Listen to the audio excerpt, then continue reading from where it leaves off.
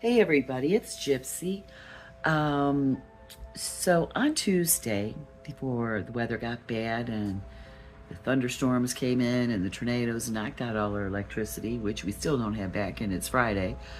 And I don't care. I'm having a good time. I miss living off grid.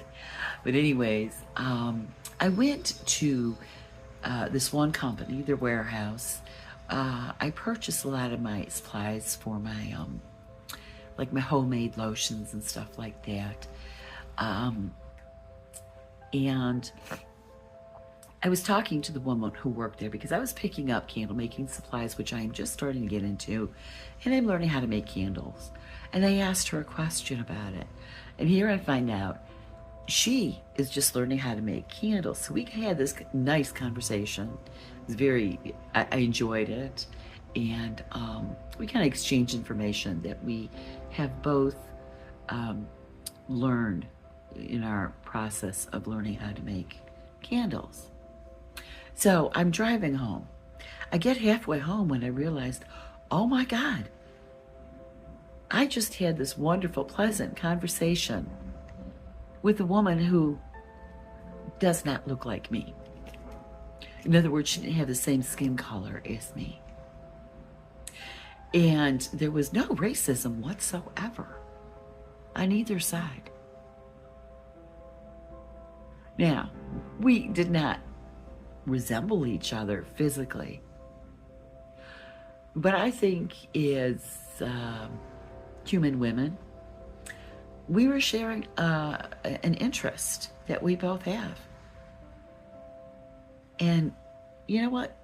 There's no difference between us other than our skin color. And more importantly, and this is the point of this video, there was no racism. So now I'm going to be honest with you. On the way home, I did not have that thought. And I was not shocked. It was not an oh my God moment. Because that has been my experience all my life. I'm going to be 60 very soon. All my life, it has been my experience that there really isn't racism. I mean, yes, every once in a while we run into assholes. Everybody does. But on average, the majority, there's no racism. I'm not experiencing. I mean, it's like I go out into the world. I talk to people. I don't care what their heritage is. And they don't seem to care what mine is. I've never had this problem. I grew up in an area where there's a lot of different people from different races, different heritages. It's Northeast Ohio is very it's interesting and fun, and all the different, like the heritages, they'll have different festivals that is specific to their heritage, and it's great to go there, and you know, the food and just everything.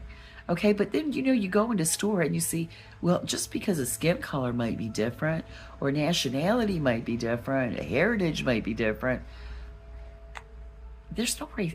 I haven't come across this. So my conclusion is they keep lying to us.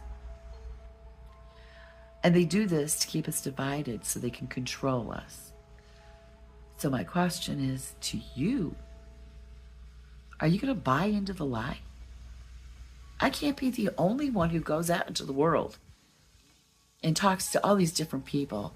I've never been a really outgoing person, but when I go out in public, especially if I go into a store, a business, I talk to the people working there, I talk to other customers. You know, I don't give people a cold shoulder. I don't like doing that. And are we going to buy into it? Are we going to believe them? Or are we going to start thinking for ourselves and go on our own experiences? Because she was no different than me.